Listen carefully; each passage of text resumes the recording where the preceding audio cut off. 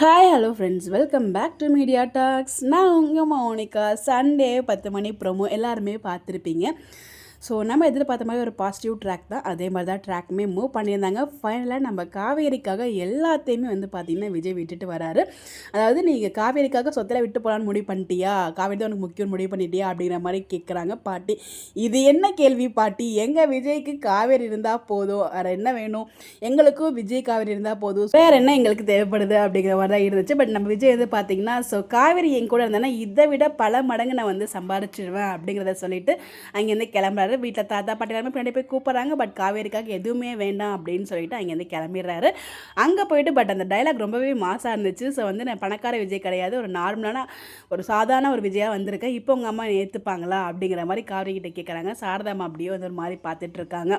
So கண்டிப்பாக சாரதாமா ஏற்றுக்கதா செய்வாங்க, அதில் எந்த ஒரு டவுட்டுமே இல்லை. ஸோ சாரதாமாவோட முடிவு என்ன அப்படிங்கிற மாதிரி ப்ரோமோலையுமே கேட்டிருப்பாங்க. ஸோ அன்டவுட்லி வேறு வழியே கிடையாது சாரதாமா. ஸோ காவேரி மேலே எந்த அளவுக்கு அன்பு வச்சிருக்காரு அப்படிங்கிறத இதை விட வேறு எப்படியுமே ப்ரூஃப் பண்ண முடியாது.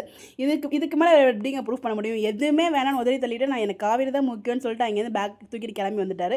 இதை விட ஒரு பொண்ணுக்கு வேறு என்ன தேவை கணவனாக அமைகிறதுக்கு? எனக்கு அவள் தான் முக்கியம் அப்படின்னு சொல்லிட்டு அவ்வளோ ஸ்ட்ராங்காக எல்லாத்தையும் உதவி தள்ளிட்டு வந்திருக்காரு. ஸோ இதை மட்டும் கண்டிப்பாக நம்ம சாரதாமா அக்செப்ட் பண்ணல அப்படின்னா அங்கே ட்ராக் வேறு மாதிரி போகும். கண்டிப்பாக அக்செப்ட் பண்ணாமல் இருக்க மாட்டாங்க, கண்டிப்பாக அவங்க அக்செப்ட் பண்ணுவாங்க. ஸோ விஜய் காவேரி அதுக்கப்புறம் ஒரு பாசிட்டிவ் ட்ராக் தான் மூவ் ஆக போகுது. அதனால தான் பிரவீன் சாரும் பார்த்தீங்கன்னா இனிமேல் உங்களுக்கு ட்ரீட், ஹாப்பி ட்ரீட் அப்படின்னு சொல்லிட்டு அந்த ஒரு போஸ்டோட ஃபோட்டோ ஷேர் பண்ணியிருந்தாங்க. ரொம்ப ரொம்ப ஹாப்பியாக நினைக்கிறேன் ப்ரோமோ. ஸோ சண்டே ஒரு ஹாப்பி அப்டேட் முடிஞ்சிருச்சு ஆல்ரெடி. ஸோ ரொம்ப ரொம்ப ஹாப்பியாக இருப்பீங்கன்னு நினைக்கிறேன். ஸோ நீங்கள் ப்ரோமோ பார்த்தீங்களா, எப்படி சொல்லி உங்கள்கிட்ட கருத்துக்களை மறக்காமல் கமெண்ட்டில் சொல்லுங்கள். Bye bye.